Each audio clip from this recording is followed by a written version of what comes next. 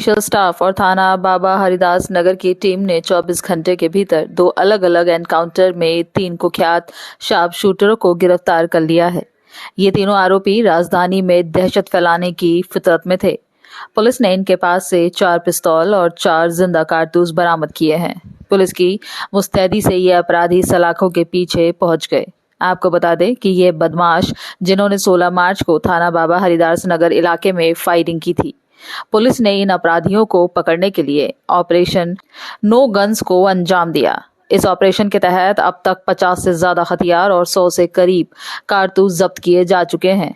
इन तीनों आरोपियों के मोहित उर्फ शूटर, प्रवीण उर्फ टोना और मनीष उर्फ हाथी को पहचान लिया गया था। इनमें प्रवीण के खिलाफ 13 आपराधिक मामले पहले से दर्ज हैं। वे 2 अन्य मामलों में वांछित था। 17 मार्च को पुलिस ने इन्हें दबोचने के लिए जाल बिछाया और जब पुलिस ने इन्हें रोका तो इन अपराधियों ने फायरिंग शुरू कर दी। जवाबी फायरिंग में पुलिस की गोली इनके पैरों में लगी और इन्हें धर दबोचा गया। बाबा हरिदास नगर में जो फायरिंग इंसिडेंट्स हुए, मोटरसाइकिल पर 3 अपराधियों के द्वारा गोली चलाने की घटनाएं की गई। उन घटनाओं को द्वारका पुलिस टीम के द्वारा त्वरित रूप से डिटेक्ट कर लिया गया और तीनों क्रिमिनल्स को पकड़ लिया गया है। जैसा कि हमारे सीपी सर का निर्देश है कि ऑन ग्राउंड इंटेंसिव पेट्रोलिंग और चेकिंग की जाए, उसी के फलस्वरूप बाबा हरिदास नगर में हमारी पेट्रोलिंग पार्टी को इन घटनाओं में शामिल 3 क्रिमिनल्स में से 2 क्रिमिनल्स रोड पे दिखे और उन्होंने चेज़ किया।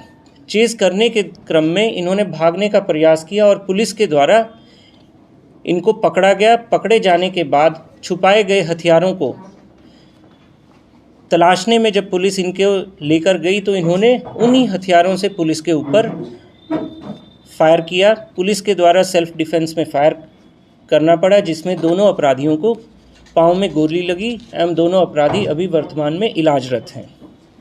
इसके बाद इन्हीं घटनाओं में शामिल जो तीसरा शूटर था, उसके बारे में सूचना मिली।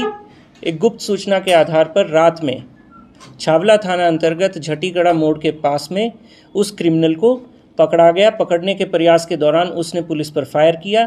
पुलिस को आत्मरक्षा में गोली चलानी पड़ी और उसके भी पाँव में गोली लगी। वर्तमान में तीनों क्रिमिनल्स अभी अस्पताल में इलाजरत हैं। हमारे को इस पूरी घटना के दौरान